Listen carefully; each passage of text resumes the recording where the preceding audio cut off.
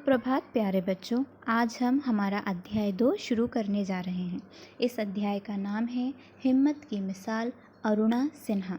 इस अध्याय को प्रारंभ करने से पूर्व मैं आपसे 2 प्रश्न पूछूंगी, ठीक है। इन प्रश्नों के उत्तर आपको जल्दी से देने हैं, ठीक है। पहला प्रश्न है, संसार की सबसे ऊंची पर्वत चोटी कौन सी है? बिल्कुल सही, आप सभी को ये जवाब मालूम था। अब मैं भी आपको ये जवाब बता देती हूँ, ठीक है। तो संसार की सबसे ऊंची पर्वत चोटी है माउंट एवरेस्ट, ठीक है।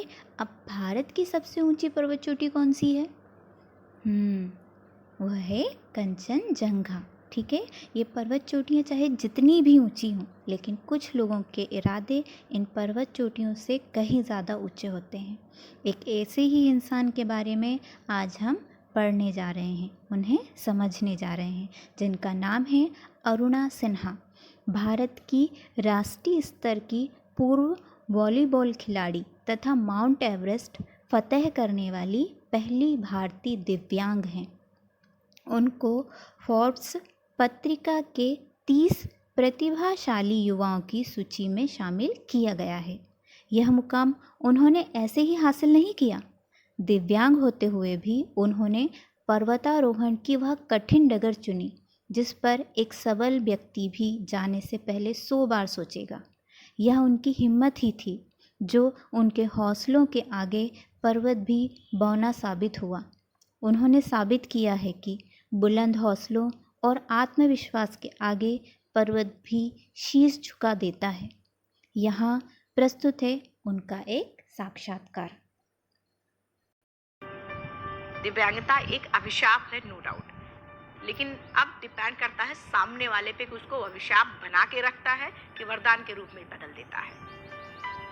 मैंने उसको वरदान के रूप में बदलने की कोशिश की थी, अपना 100% दिया था, बदल गया। एम्स के डॉक्टर कहते हैं प्रोस्थेटिक लेग पे चलने और सीखने में लोगों को 3 से 4 साल लग जाते हैं। 2 साल में मैं एवरेस्ट। कैसे? पैरों से तो क्लाइम ही नहीं किया था, मैंने तो अपने दिल और दिमाग से किया था। –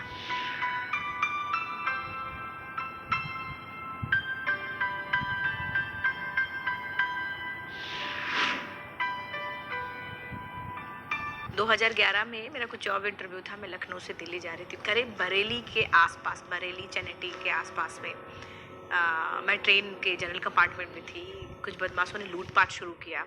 मेरे गले में एक सोने की चैन थी और उन्होंने छीनने की कोशिश की, मैंने मना किया। वो 4-5 थे, मुझे उठा करके चलती ट्रेन से बाहर फेंक दिया था।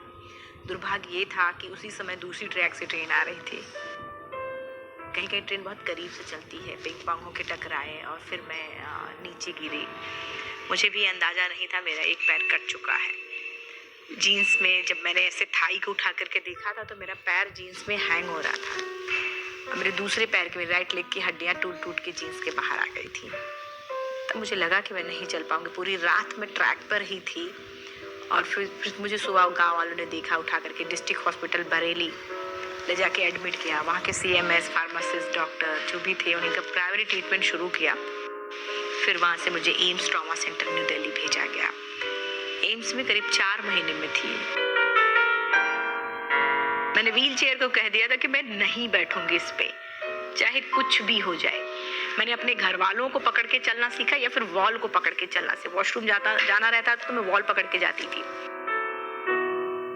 डॉक्टर्स मुझे बोल रहे थे कि मगर इसमें अब सिर्फ तुम्हारी हिम्मत की ज़रूरत है, पैर तो यही रहेगा और इसी पैर से लोग भागते भी हैं। तो फिर मैंने तय कर लिया था कि जब दूसरा कोई भाग सकता तो मैं भी भाग सकती उस पैर से।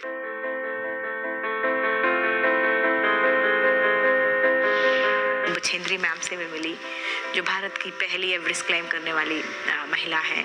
मैंने अपना प्रपोजल बताया कि मैम मुझे माउंटेनिंग करना है, एवरेस्ट के लिए ट्राई करना है। तो मैम की आंखों में आंसू आ गए। उन्होंने बोला, अरुणिमा, तूने ऐसी हालात में एवरेस्ट जैसे दुरूह पहाड़ के बारे में सोचा, अपने अंदर तो एवरेस्ट पता कर ले, अब तो सिर्फ लोगों के लिए है।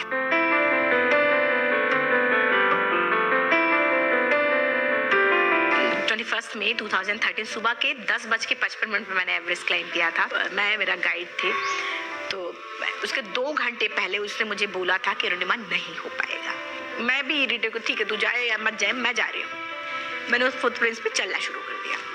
10-20 कदम चलने के बाद शेरपा मेरे पीछे आया और बोल रहा है, लड़ रहा है वो मुझसे, लेकिन मैं सुनाई मुझे दे रहा था कि वो चिल्ला रहा है।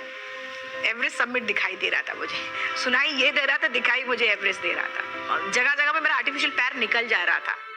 पेन असहनीय, शायद उसको शब्दों में बयां कर पाना बड़ा मुश्किल होगा।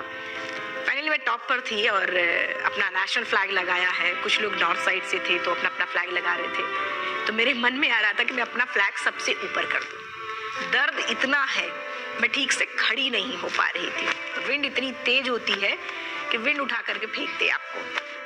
मैं आपको बताऊं, 4-5 pair disposal camera, normal camera मैं अपने डाउन सूट में, जैकेट जो था मैं रख के लेके गई थी। मैंने उसको बोला कि फोटो खींच लो। बोल रहा अभी 8,848 मीटर पे अरुणिमा, कभी भी तुम्हारा ऑक्सीजन खत्म हो जाएगा, एकदम खत्म हो जाएगा और यहीं रह जाओगी। मैंने कहा अच्छा ठीक है, वीडियो भी बना लो। उसने कैमरा वहीं पटका, मुड़ के जाने लगा। मैंने हाथ पकड़ा, खींचा, बोला वीडियो बनाओ। मुझे ये लग रहा था शायद मेरा ऑक्सीजन कम है, मैं जिंदा ना जाऊं। तो ये वीडियो के जरिए मैं एक मैसेज दे दूं कि अगर मैं ऐसी हालात में मैं एवरेस्ट क्लाइम कर सकती हूँ तो आप क्यों नहीं। आज मेरी लाइफ का सबसे बड़ा सपना पूरा हुआ और मैं टॉप ऑफ द वर्ल्ड पे हूँ और सबको ये मोटिवेशन देना चाहती हूँ कि हर आदमी अगर अपने लक्ष्य को बनाए तो वो कभी नहीं हार माने और वो अपने टॉप को, अपने लक्ष्य को जरूर पाएगा। मैंने अपनी दिव्यांगता को, जो मेरा पैर नहीं था, मैंने अगर कह सकते मेरे कटे हुए पैर को मैंने अपना सबसे बड़ा हथियार बनाया और उसी को अपनी सबसे बड़ी ताकत बनाई, तभी मैं यहाँ पे हूँ।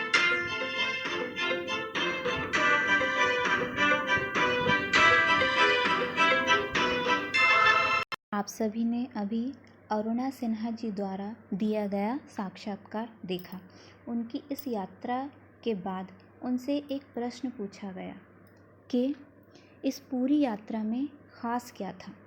तो उन्होंने कहा कि मेरी इन 52 दिनों की यात्रा में रोमांच और ख़तरों से भरा हुआ एक सफ़र था। सब कुछ एक सपने के सच होने जैसा था। जब मैं माउंट एवरेस्ट फ़तेह करके लौटी तो युवाओं ने मुझे लेकर काफ़ी जुनून था। उनका प्यार उत्साह बढ़ाने वाला था। उनके उत्साह से मेरा आत्मविश्वास काफ़ी बढ़ा। जब मैंने पहली बार अपने मिशन के बारे में खुलासा किया था तो लोगों ने मुझे पागल कहा था।